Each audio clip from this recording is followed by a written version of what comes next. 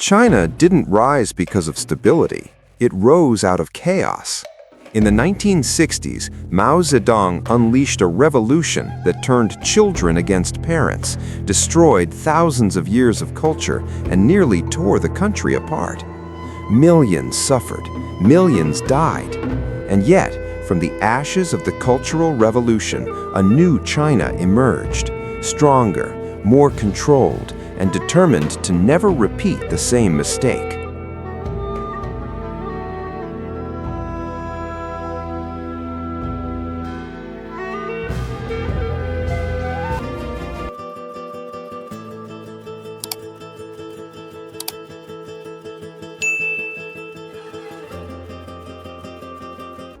The mid-20th century, and China stands at a crossroads. A vast, ancient civilization that has survived dynasties, invasions, famine, and civil war, now ruled by a single party and dominated by a single man, Chairman Mao Zedong. In 1949, Mao proclaimed the founding of the People's Republic of China. The communists had won a brutal civil war, driving their nationalist rivals to the island of Taiwan. For the first time in centuries, China was unified under a strong central authority. To millions, Mao was a liberator. To others, he was already a source of fear. By the 1950s, the Chinese Communist Party had reshaped society at breathtaking speed. Land was seized from landlords and redistributed. Industry was nationalized. Private life was subordinated to the state. But Mao wanted more than control. He wanted transformation. China, he believed, must not simply imitate the Soviet Union or the capitalist West.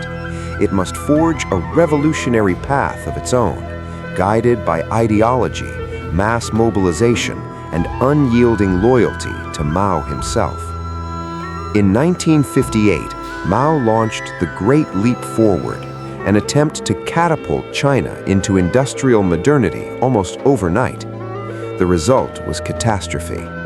Poor planning, ideological zeal, and the silencing of dissent combined to produce the worst famine in human history. Tens of millions starved to death. By the early 1960s, China was exhausted, traumatized, and quietly retreating from Mao's radical economic experiments. Within the Communist Party, pragmatists began to take charge. Figures like Liu Shaoqi and Deng Xiaoping emphasized recovery, expertise, and gradual reform. Mao, still revered as the revolutionary founder, was increasingly sidelined from day-to-day governance. But Mao did not see retreat, he saw betrayal. To him, the Communist Party was losing its revolutionary spirit. Bureaucrats, experts, and administrators were replacing class struggle with efficiency. Ideology was being diluted. The revolution, Mao believed, was being stolen from the masses. And worse still, Mao feared history. He knew the fate of other revolutionary leaders who had lost control, men who became symbolic figureheads while real power slipped away. Mao was determined not to become one of them. By the mid-1960s, he was preparing a dramatic return, not through policy debates or party meetings, but through chaos, through youth, through a political earthquake that would tear Chinese society apart and rebuild it around himself. In 1964, a small book begins to circulate across China. Its cover is bright red. Inside are 427 quotations, short, sharp, absolutist. They are drawn from Mao's speeches and writings, condensed into ideological ammunition. The book is titled Quotations from Chairman Mao Zedong. Soon, it will be known simply as the Little Red Book. Portable, memorable, unquestionable. It becomes mandatory reading for soldiers, students, factory workers, and peasants alike. Recited in unison, carried at all times, waved like a sacred text. Over the next decade, more than 1 billion copies will be printed, second only to the Bible. The book is not just propaganda, it is preparation. In 1966, Mao makes his move. He warns that enemies are hiding within the Communist Party itself. Capitalist roaders, revisionists, traitors wearing revolutionary masks. China, Mao declares, must enter a new phase of permanent revolution, not economic, not military, cultural. He calls it the Great Proletarian Cultural Revolution. Its goal is nothing less than the destruction of the past and the total remolding of Chinese consciousness. Mao issues a simple, explosive command: smash the four olds. Old ideas, old culture, old customs, old habits. The message is deliberately vague and dangerously open to interpretation. Who decides what is old? Who defines what must be destroyed? The answer, Mao insists, is the people themselves, especially the youth. Students across China erupt with excitement. For years, they had been taught that Mao is infallible, the embodiment of revolution itself. Now he is calling directly to them, over the heads of teachers, officials, and party elders. They respond with fervor. Young people form militant groups, adopting a new name, the Red Guards. They wear red armbands, they shout revolutionary slogans, they brandish the little red book like a weapon. Millions travel across China for free, riding trains without tickets, spreading Maoist fervor from city to city. In Beijing, they gather in Tiananmen Square, the symbolic heart of the nation. There, beneath massive portraits and revolutionary banners, Mao appears before them, an aging man waving from atop Tiananmen Gate. To the Red Guards, it is a sacred moment. They chant his name, they weep, they pledge absolute loyalty. Mao has returned to the center of power, and he has unleashed a force he will soon struggle to control.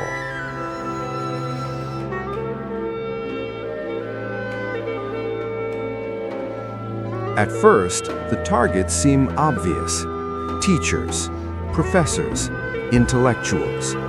For years, Mao had warned that education was a breeding ground for bourgeois thinking. Now, students are told that their instructors are enemies of the revolution, poisoners of young minds. Classrooms become battlegrounds. University lecturers are dragged from their offices. High school teachers are forced onto makeshift stages. Placards are hung around their necks, listing invented crimes: reactionary, capitalist roader, counter-revolutionary. The accused are made to bow until their backs break. They are slapped, kicked, spat on. Some are beaten unconscious, others are beaten to death. The violence is not hidden, it is ritualized. Public denunciations, known as struggle sessions, become the central theater of the Cultural Revolution. Friends are forced to accuse friends. Students denounce teachers they once admired. Children turn on their parents. To hesitate is to invite suspicion. To show mercy is to risk becoming the next target. Mao's wife, Jiang Qing, now steps decisively into the spotlight. A former actress, she understands performance and power. As head of cultural policy, she oversees newspapers, radio, theater, and film. Art, she insists, must serve politics. At a rally of Red Guards, Jiang Qing offers chilling encouragement. If good people beat bad people, it serves them right. If bad people beat good people, the good people gain glory. The message is clear. Violence is not just permitted, it is virtuous. Within weeks, the chaos spreads far beyond schools. Red Guard units, sometimes numbering in the thousands, roam city streets. They smash shop windows, they burn libraries, they raid homes in the dead of night. Anything associated with China's past is suspect. Family heirlooms, classical paintings, ancient books, Buddhist statues, Confucian temples.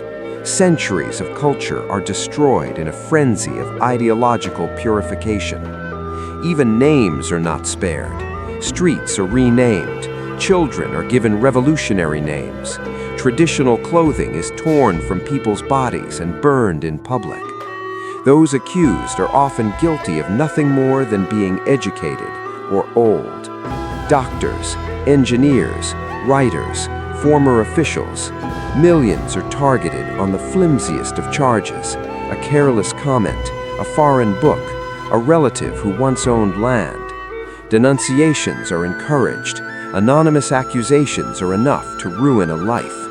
No court hears appeals. No law offers protection. The revolution itself is the judge. Across China, prisons overflow. Schools close. Factories grind to a halt. In many cities, rival Red Guard factions emerge, each claiming to represent the true interpretation of Mao's thought. Street fights escalate into armed clashes. Weapons are stolen from local militias. Barricades are erected. What began as ideological fervor is becoming civil war.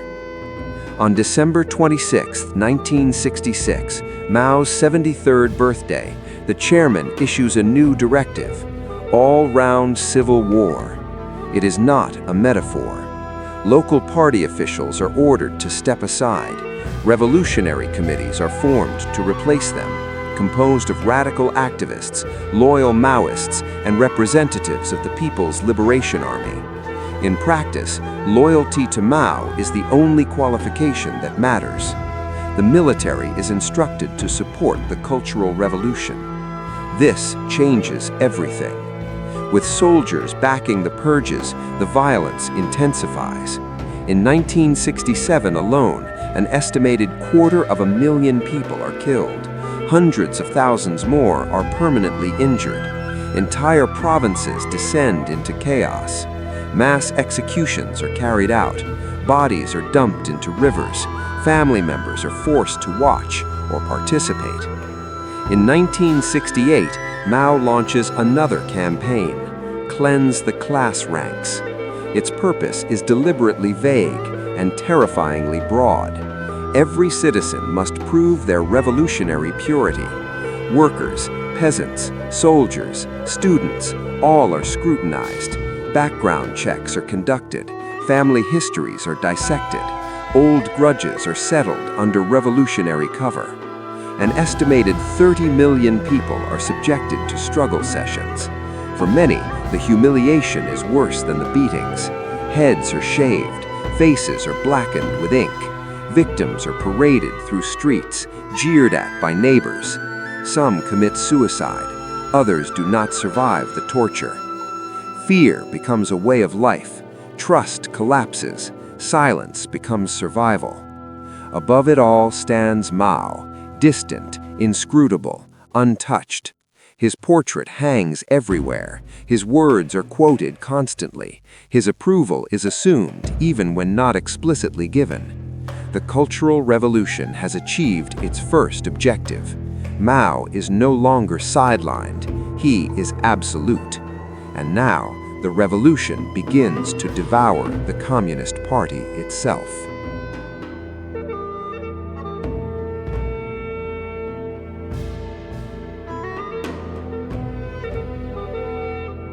As the Cultural Revolution deepens, its focus shifts. The chaos on the streets has served its purpose. Now Mao turns his attention upward, toward the Communist Party itself. For Mao, the greatest threat is no longer the old culture. It is the old revolutionaries. Men and women who fought alongside him in the Civil War, who helped build the People's Republic, who now question the destruction unfolding across the country. At the top of Mao's list is Liu Shaoqi. Liu is no minor figure. He is president of the People's Republic of China, formerly the head of state. A disciplined Marxist and a skilled administrator, Liu had overseen China's recovery after the Great Leap Forward. He had emphasized expertise over ideology, stability over mass mobilization. To Mao, that makes him a traitor. In 1966, Liu is denounced as China's Khrushchev, a dangerous revisionist undermining socialism from within. Red Guards are unleashed upon him and his family. They are dragged to struggle sessions, publicly beaten, spat on by crowds whipped into a frenzy. Liu is imprisoned without trial, denied medical treatment, kept in isolation, reduced from head of state to a broken man. In 1969, at the 9th Party Congress, Premier Zhou Enlai publicly condemns Liu as a criminal and enemy of the people. It is a moment of chilling irony. Zhao has worked with Liu for decades, but survival now demands loyalty, not truth. 7 months later, Liu Shaoqi dies in prison. His death is barely acknowledged. Another senior leader falls, Deng Xiaoping. A pragmatic reformer, Deng had helped steer China away from disaster after the Great Leap Forward. He believes in socialism, but not blind ideology. That is enough to seal his fate. Deng is stripped of all positions, publicly humiliated, sent to work in a tractor factory in rural China. His family is targeted as well. His brother is driven to suicide. His teenage son is tortured by Red Guards for months, then thrown from a third-floor window. The boy survives, but is paralyzed for life. Across the country, purges ripple through every level of the party. Veteran revolutionaries are denounced, military officers are arrested, local officials vanish overnight. Even those who remain in office live in fear. One of them is Zhou Enlai. As premier, Zhao is indispensable. The government still needs to function. Foreign relations still require finesse. Zhao walks a perilous line. He publicly supports the Cultural Revolution, while quietly trying to limit its damage. Privately, his relationship with Mao is strained. Mao envies Zhao's popularity. Zhao fears Mao's unpredictability, yet Mao relies on him. Instead of Zhao, Mao names Defense Minister Lin Biao as his chosen successor. Lin controls the People's Liberation Army and has played a central role in promoting Mao's cult of personality. It is Lin who ensures the Little Red Book is mandatory reading for soldiers. It is Lin who declares Mao a genius whose every word is truth. But power breeds suspicion. As Mao's paranoia grows, his trust narrows. By the late 1960s, Mao begins to fear Lin as much as he once feared Liu. Each suspects the other of plotting betrayal. Meanwhile, the violence is spiraling out of control. Red Guard factions battle one another with guns and grenades. Factories are shut, transport networks collapse, food shortages reappear. China is grinding to a halt. In July 1968, Mao makes another decisive move. The Red Guards have outlived their usefulness. He orders the army to restore order. Young activists are rounded up, disarmed, sent to the countryside in a campaign known as Up to the Mountains, Down to the Villages. Millions of urban youths are forced into rural labor. The dream of revolutionary heroism dissolves into isolation and hard toil. For many, it is a bitter awakening. The Cultural Revolution enters a new phase, quieter but no less brutal. Behind closed doors, Mao continues to settle scores. In 1971, the crisis with Lin Biao reaches its climax. Fearing arrest, or worse, Lin attempts to flee China with his family, reportedly bound for the Soviet Union. The plane never makes it. It crashes in Mongolia, killing everyone on board. The official story is vague. The truth remains contested. But the message inside China is unmistakable. No one is untouchable. Not even Mao's chosen heir. With Lin dead, his allies in the military are purged. Once again, Zhou Enlai emerges stronger and more necessary than ever. China's internal wounds are deep. Its economy is damaged, its leadership decimated. And yet, a new chapter is about to begin, one that will slowly pull China back onto the world stage.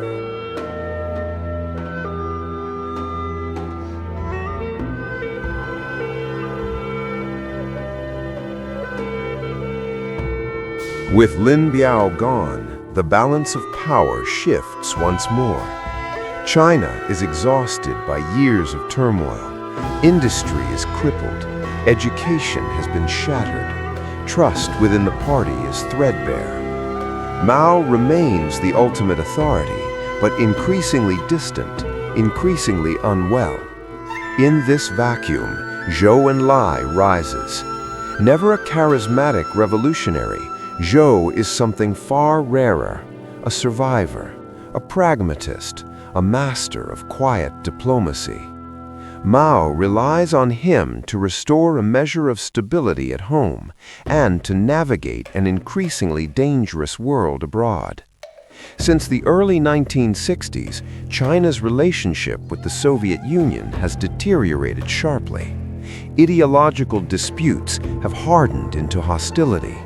Border skirmishes erupt along the Ussuri River in 1969, leaving dozens dead. Two communist giants, both nuclear-armed, now face each other as rivals. Zhou sees an opportunity. If China cannot rely on the Soviet Union, then it must reach out to the Soviet Union's greatest enemy, the United States. For more than 2 decades, the two countries have had no official contact. Washington has refused to recognize Communist China, instead backing the nationalist government in Taiwan. Trade is banned, diplomacy frozen. But geopolitical realities are changing.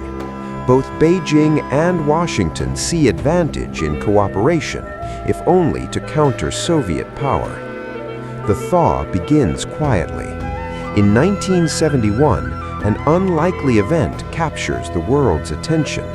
The American table tennis team is invited to tour China. It is the first official visit by any U.S. delegation since 1949. The symbolism is deliberate. Ping-pong diplomacy. The American players are warmly received, smiling officials, carefully choreographed hospitality. Premier Zhou personally welcomes the team. He even instructs China's dominant players not to win every match, a small concession that sends a powerful message. The visit is a sensation. Images of Americans walking through Beijing, shaking hands with Chinese officials, are broadcast worldwide. The door, long sealed shut, has been nudged open. Later that same year, China achieves another diplomatic breakthrough. Since the end of the Chinese Civil War, China's seat at the United Nations has been held by Taiwan, the Republic of China. But in October 1971, after years of lobbying and shifting global alliances, the UN General Assembly votes to recognize the People's Republic of China as the sole legitimate representative of China. Taiwan is expelled. Beijing takes its place, including a permanent seat on the UN Security Council. For Mao, it is a triumph. For Zhou, it is validation. China is no longer isolated. In February 1972, the opening reaches its climax. U.S. President Richard Nixon arrives in Beijing. Nixon is a fierce anti-communist, but also a realist. The meeting shocks the world. Television screens show Nixon shaking hands with Mao Zedong, a gesture unthinkable just years earlier. The talks are cautious, symbolic, and carefully staged. Mao, frail and enigmatic, speaks in riddles. Zhou handles the substance. The result is a gradual normalization of relations. The U.S. trade embargo, imposed in 1949, begins to loosen. China gains access to global markets, technology, and diplomacy. For the first time in decades, the country has room to breathe. At home, Zhou uses the diplomatic success to push for limited rehabilitation of purged officials. Among them is Deng Xiaoping. In 1973, Deng is allowed to return to Beijing from internal exile. By 1974, he is once again vice premier, working closely with Zhou on government operations and foreign policy. it is a fragile comeback. The Cultural Revolution is not over. Mao's health is deteriorating, but his shadow still looms large. And around him, a new group is consolidating power. A group that sees reform as betrayal and chaos as opportunity. They will soon be known as the Gang of Four.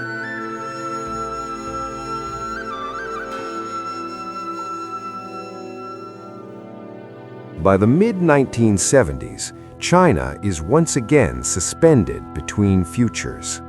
Mao Zedong is alive, but fading. Years of illness have weakened him. His speech is slurred, his movements slow. Paranoia shadows every decision. Yet his authority remains immense. Around him gathers a hardline faction determined to preserve Mao's revolutionary legacy at any cost. They come to be known as the Gang of Four. At their center is Jiang Qing, Mao's wife, ruthless, ideological, and deeply resentful of the moderates who question the Cultural Revolution. Alongside her stand Jiang Chunxiao, Yao Wenwan, and Wang Hongwen. Together, they dominate the media, culture, and propaganda apparatus. They decide which operas may be performed, which books may be printed, which voices may be heard. To them, reform is treason. To compromise Maoism is to betray the revolution itself. Opposing them, carefully, cautiously, are the pragmatists, Zhou Enlai, Deng Xiaoping, and others who believe China must modernize or collapse. In January 1976, Zhou Enlai dies of cancer. His illness had been diagnosed early, but Mao personally intervened to delay treatment. Such was his determination to outlive and outmaneuver his old rival. Zhou's death sends shockwaves through China. For decades, he had been the face of stability, the calm administrator behind the chaos, the diplomat who opened China to the world. Millions mourn him. In April, crowds gather in Tiananmen Square to honor his memory. They lay wreaths, they write poems, they speak openly and dangerously of the suffering caused by the Cultural Revolution. The Gang of Four see the gathering for what it is, a protest. The square is cleared by force. Dozens are arrested. Deng Xiaoping is blamed for inciting unrest and purged once again. China's future seems uncertain. Then, in September 1976, Mao Zedong dies. He is 82 years old. For a generation of Chinese, Mao has been the only leader they have ever known. The nation is stunned. A week of official mourning is declared. Over 1 million people file past Mao's body as it lies in state in the Great Hall of the People. They are urged to turn grief into strength, to carry forward Mao's revolutionary cause. To many, Mao remains the great helmsman, the man who unified China, the symbol of independence and pride. But his record is deeply divided. His campaigns unleashed the largest famine in history. His Cultural Revolution destroyed lives, families, and centuries of heritage. He leaves behind a nation scarred by fear, yet poised for transformation.